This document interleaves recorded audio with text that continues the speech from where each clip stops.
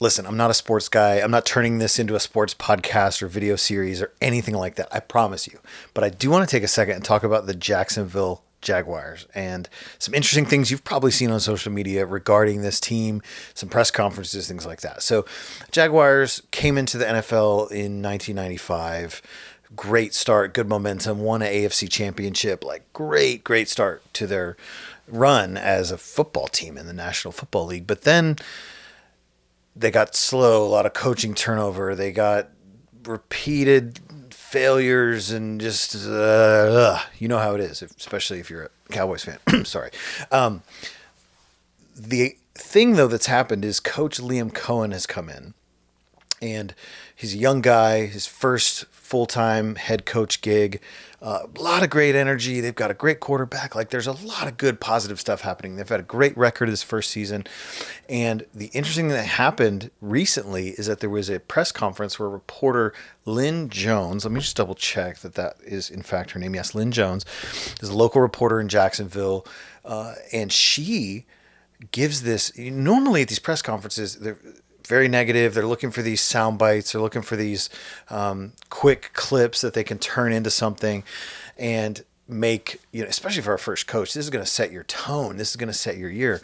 Well, Liam Cohen and the Jaguars lost their wild card playoff game. So their season ends, devastating loss in a very close game to a great team, and gets the questions, gets the post-game press conference, and then this happens. Take a look at this. I just want to tell you, congratulations on your success, young man. Thank you. You Hold your head up, all right? You guys have had a most magnificent season. Thank you. You did a great job out there today. Appreciate so you it. just hold your head up, okay? Thank and you, ladies ma'am. and gentlemen, Duval, you the one, all Thank right? you, ma'am. keep it going. We got another season, okay? I appreciate Take it. care and much continued success to you and the entire team. Thank you, ma'am.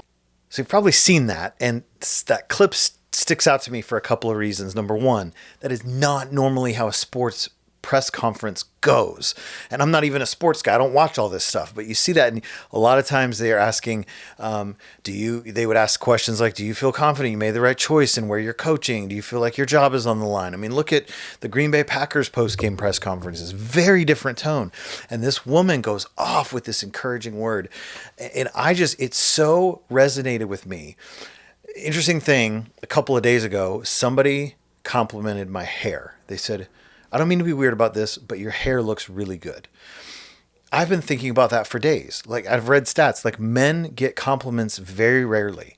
And I'm not asking you if you see me now to compliment me on my hair, but are we that desperate for encouragement? Like this encouragement and this idea of just lifting somebody up. Now, like, men need that. Everybody needs that. Men need that. And this reporter is being blasted in the news for not being professional, for acting more like a church auntie than a reporter. And I'm like, you know what? And Pat McAfee has talked to this, a famous sports journalist and former Indiana punter, and shared his thoughts. We just learned how Liam Cohen, who might be a GOAT when it's all said and done, which is what Lynn Jones. Yeah, Hey. you're the one. Nobody expected this out of you guys. He might be a GOAT whenever it's all said and done, which means there'll probably be documentaries, there'll be entire things about Liam Cohen. They'll be able to now know exactly how he was in one of the most miserable moments of his life because Lynn Jones provided him with a compliment. He was classy, he was had a lot of humility. He did not bury her, he did not get uncomfortable, he didn't deflect, he didn't do anything. He was just a humble, classy dude in a miserable time. Whenever he knows that he let down his team, he let down everybody. He feels terrible in that moment. So I hated the grandstanding about how that's terrible. That's good for sports. Okay, sports are supposed to be an uplifter. Sports are supposed to be a unifier.